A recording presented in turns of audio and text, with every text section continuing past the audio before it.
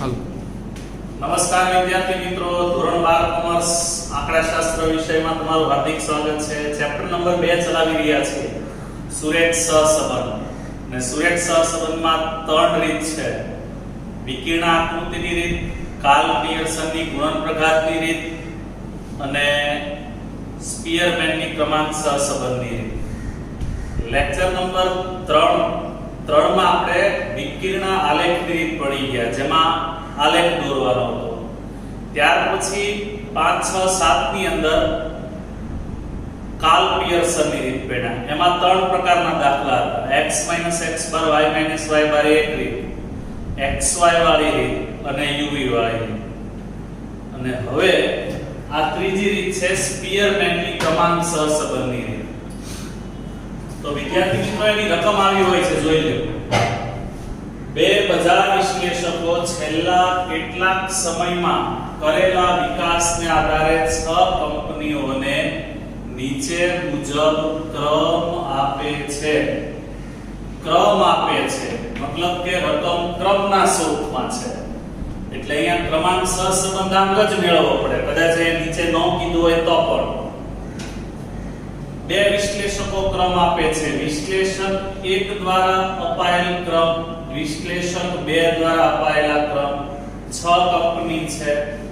હવે 6 કંપનીમાં વિકાસને આધારે જેણે વધારે સારું પરફોર્મન્સ કર્યું હશે એને પહેલો નંબર આપ્યો હશે, ઓછું પરફોર્મન્સ કર્યું હશે એને છેલ્લો નંબર આપ્યો હશે. એ પ્રમાણે નંબર આપેલા છે. આ પરથી બંને વિશ્લેષકોના મૂલ્યાંકન વચ્ચેનો સહસંબંધાંક શોધો. જો ફક્ત સહસંબંધાંક શોધવાનું કે અને અવલોકનો સંખ્યાના સ્વરૂપમાં હોય, ક્રમના સ્વરૂપમાં ન હોય, તો કાર્લ પિયર્સનની રીતે દાખલો થાય. પણ અહીંયા ઓલરેડી ક્રમ આપે છે એવું કહી દીધું છે.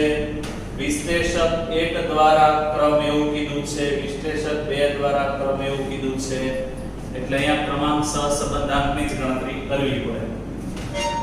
હવે ક્રમાંક સહસંબંધાંકની ગણતરી કરવા માટે આને હું કહી દઉં rx અને આને હું કહી દઉં છું ry. x ના ક્રમ rx, y ના ક્રમ ry. અહીંયા x એ જે ક્રમ આપેલા છે રકમ તે પ્રમાણે લખેલી છે, y ના ક્રમ લખેલા છે. આના સરવાળાની કોઈ જરૂર નથી. હવે આના ઉપરથી તફાવત શોધવાનો. તફાવત એટલે d. આ બંનેની બાદબાકી rx ry. મિત્રો ધ્યાન રાખજો, ry rx કોઈ દિવસ નહીં થાય. ry rx ઊંધી બાદબાકી નહીં થાય, સીધી થશે. 5 - 6 -1, 2 - 4 -2, 1 - 3 -2, 4 - 2, 2 3 - 1 2, 6 - 6 0. આનો સરવાળો 0 જ થાય. ઓકે, તો વિદ્યાર્થી મિત્રો, રકમમાં થોડો સુધારો કર્યો છે. અહીંયા 5 હતા, એ જરાક સુધારો ધ્યાનમાં લઈ લેવો. y ની કોલમમાં છેલ્લે 5 હતા, 6 - 5 એટલે 1. આનો સરવાળો 5 થાય છે, આનો સરવાળો 5 થાય છે. -5 અને 5 સરવાળો હંમેશા 0 થવો પડે અને 0 થાય છે.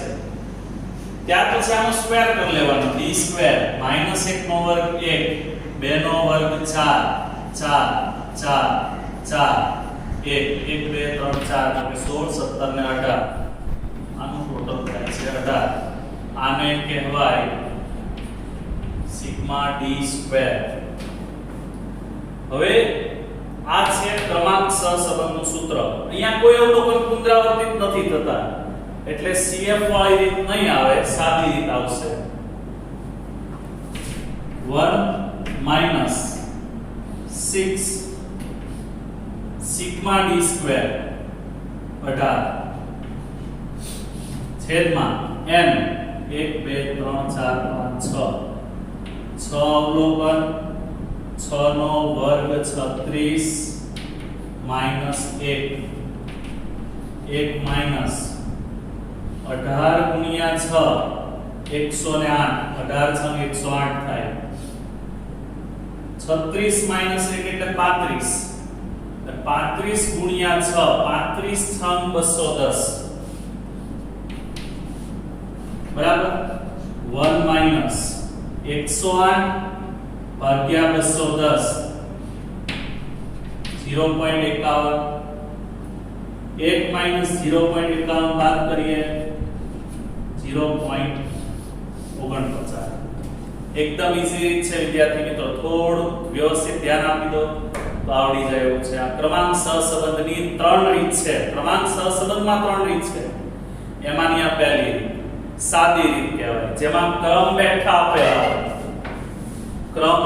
આપેલા છે અને બેઠે બેઠા rx ને ry લઈ અને બાદબાકી કરી એનો સ્ક્વેર કરી લેવાનો છે. સ્ક્વેર નો સરવાળો એ સરવાળો તમારે અહીંયા મૂકવાનો છે, એટલે દાખલાનો જવાબ આ રીતે આવશે.